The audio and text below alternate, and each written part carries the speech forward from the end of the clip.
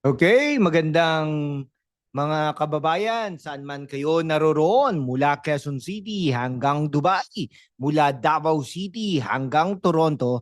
Alam nyo ba na ang politika sa Pilipinas parang teleserye? Pero this time hindi love triangle ang laban, kundi political showdown. Si Antonio Trillanes balik kulungan daw, at si Senador Rodante Marcoleta kasama ang Iglesia ni Cristo parang may propesiyang natutupad na. Ano ang katotohanan sa likod ng mga headlines na yan? Wala na tayong pasakali. Let's dive in. Kamusta mga kababayan? Welcome sa ating political deep dive kung saan binibigyang linaw natin ang mga isyong nagpapainit sa social media at balita. Ngayon pag-uusapan natin ang dalawang malaking pangalan sa Philippine politics, si Antonio Trillanes IV at si Senador Rodante Marcoleta, kasama ang impluensya ng Iglesia ni Cristo. Ang layunin natin maabot ang 100,000 subscribers para maipakita natin sa mundo na kaya natin mag-isip ng kritikal. Kaya't i-click na ang subscribe button, i-like at i-share sa mga kaibigan nyo sa Riyadh, Sydney o New York. At mag-super thanks na rin please para suportahan ang content na ito. Para sa mga OFW, lalo na sa Hong Kong, Singapore at UAE, this one's for you para updated kayo sa politika ng bayan. Ang episode natin ngayon ay puno ng fact-based storytelling, konting satire na komentaryo at in-depth analysis. Pero bago tayo magsimula, isang paalala ang bawat opinyon dito ay batay sa pagsusuri ng mga balita at impormasyon. Kaya't manatiling kritikal at mag-comment kayo ng inyong saloobin sa baba. Bakit trending ang Trillanes balik kulungan? Ano ang kinalaman ng INC at ni Marcoleta dito? At bakit mahalaga itong pag-uusapan natin Ngayon, susuriin natin ang mga akusasyon laban kay Trillanes, ang papel ng INC sa politika at ang track record ni Marcoleta. Pero hindi tayo magpapadala sa fake news. Bibigyan natin kayo ng balanced view with a touch of humor para hindi kayo mabore. Ready na ba kayo? Tara, simulan na natin. Si Antonio Trillanes IV, dating senador, dating Navy officer, at dating leader ng Oakwood Mutiny noong 2003. Ang tagal na, di po ba? Para sa iba, bayani siya sa lumaban sa korupsyon sa gobyerno. Para sa iba, rebelde na laging may ganap. Pero bakit nga ba may mga nagsasabing balik kulungan si Trillanes? Ayon sa ilang ulat, may mga lumang kaso na hinukay laban sa kanya, partikular na konektado sa kanyang mga aksyon noong panahon ng Arroyo administration. Pero teka, hindi ba't na-amnesty na siya noon? So bakit muling binubuhay ang mga kasong ito? Let's break it down. Si Trillanes ay kilala sa kanyang mga kontrobersyal na pahayag, lalo na laban kay dating Pangulong Duterte. Noong 2018 sinubukan ni Duterte na bawiin ang amnesty ni Trillanes na nagdulot ng malaking gulo. Pero ang korte na nagdesisyon pabor sa kanya. Fast forward sa 2025, may mga ulat na muling binubuhay ang mga kaso laban sa kanya, partikular na konektado sa kanyang pagsalungat sa ilang political figures. Pero narito ang tanong, legit ba ang mga kasong ito o political vendetta? Okay, sa kabilang banda si Trillanes mga kaibigan ay tumakbo na bilang mayor ng Caloocan laban sa Malapitan Dynasty. Pero natalo po siya.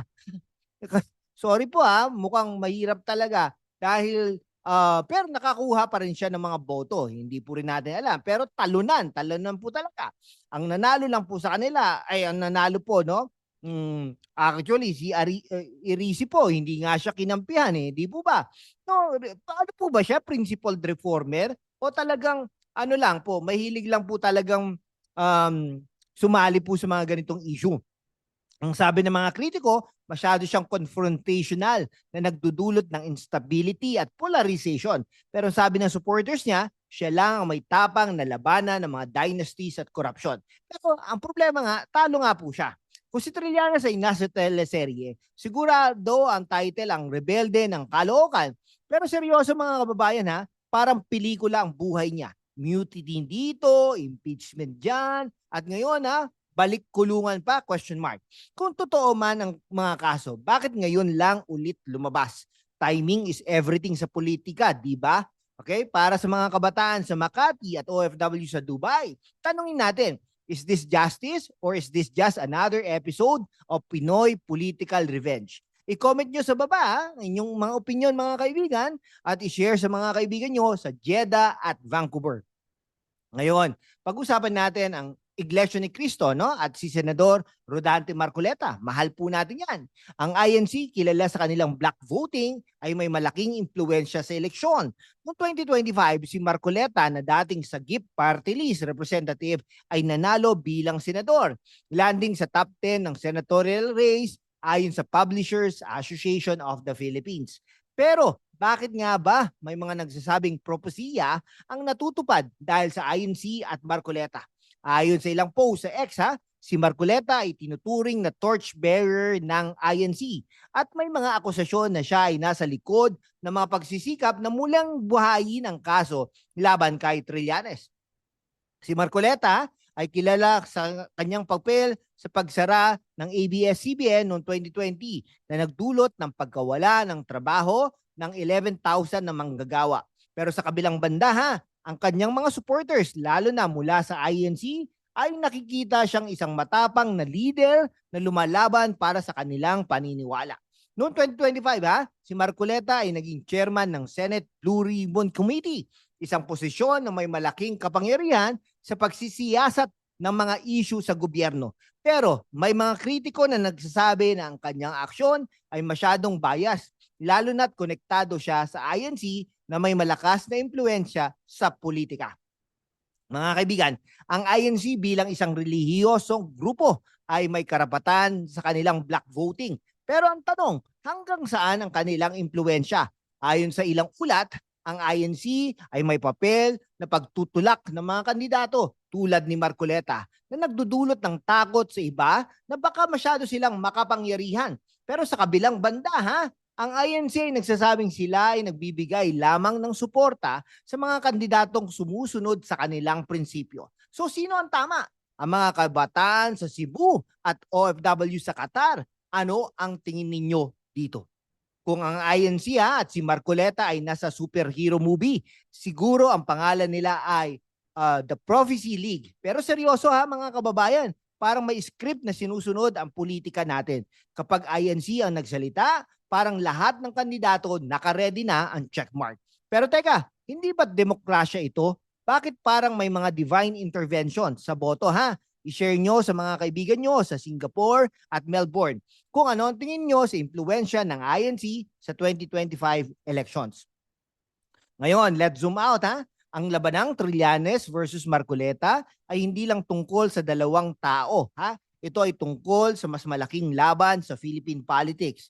Sa 2025 midterm elections ay nagpakita ng malalaking pagbabago Si Trillanes kahit natalo sa Caloocan mayoral race ay patuloy na lumalaban para sa Magdalo party list.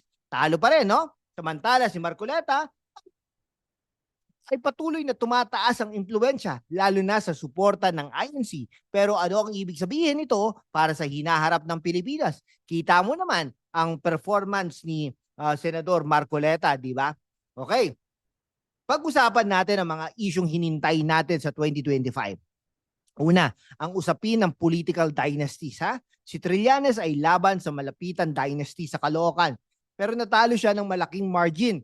Ibig sabihin ba nito na hindi pa handa ang mga botante sa pagbabago? Pangalawa, ang impluensya ng mga relihiyosong grupo tulad ng INC habang may karapatan silang suportahan ang kanilang kandidato. May mga nagsasabi na ito ay nagdudulot ng imbalance sa demokrasya. Pangatlo, ang usapin ng justice system. Kung totoo ang mga kaso laban kay Trillanes, bakit ngayon lang ito binubuhay? At kung hindi totoo, bakit hinintay ang 2025 para erase ang issue? Sa global context mga kaibigan, ang Pilipinas ay hindi nag-iisa sa ganitong klaseng politika. Sa US halimbawa, may mga religious groups din na may malaking impluensya sa eleksyon. Pero ang pagkakaiba, sa Pilipinas parang mas malinaw ang epekto ng black voting. Kaya't para sa mga OFW sa London at Los Angeles, tanungin natin, is this a democracy or is this something else? Kung Philippine politics mga kaibigan ay isang laro, siguro ang title ay Game of Votes. dynasties versus rebels. Si Trillanes, no, parang si Jon Snow, laging may laban kahit underdog. Si Marcoleta at INC parang House Lannister, may strategy at power sa likod. Pero ang tanong, sino ang tunay na mananalo? Ang mga dynasties, ang reliyosong grupo o mga butante, mga kababayan sa Manila at Abu Dhabi. I-comment nyo ang inyong saloobin at i-share sa mga kaibigan nyo sa Auckland at Paris. So anong natutunan natin ngayon mga kaibigan? No? Si Trillanes po, kahit natalo sa Caloocan, ay patuloy na lumalaban. Pero ang mga kaso laban sa kanya ay may amoy na political vendetta Si Marcoleta at ang INC samantala ay nagpapakita ng malaking impluensya sa politika. Pero may tanong kung hanggang saan ito dapat umabot. Ang 2025 elections ay nagbigay sa atin ng maraming aral. Ang demokrasya ay hindi perpekto pero nasa kamay natin ang pagbabago. Mga kababayan kung nagustuhan nyo ang deep dive na ito, i-click ang subscribe button ngayon para maabot natin ang 100,000 subscribers. Samahan niyo po ako, tulungan niyo po ako. I-like at i-share sa mga kaibigan nyo sa Cebu, Dubai at Toronto at mag-comment ng inyong saloobin sa baba. Para sa mga OFW sa Riyadh, Sydney at Singapore, mag-super thanks na rin please para suportahan ang content na ito. Ang laban sa politika ay hindi lang sa Pilipinas. Kailangan natin ng boses mula sa buong mundo. Kaya't magtulungan tayo para ipakita ang tunay na kapangyarihan ng Pinoy. Salamat at magkita-kita ulit tayo sa susunod na episode. Mabuhay ang Pilipinas!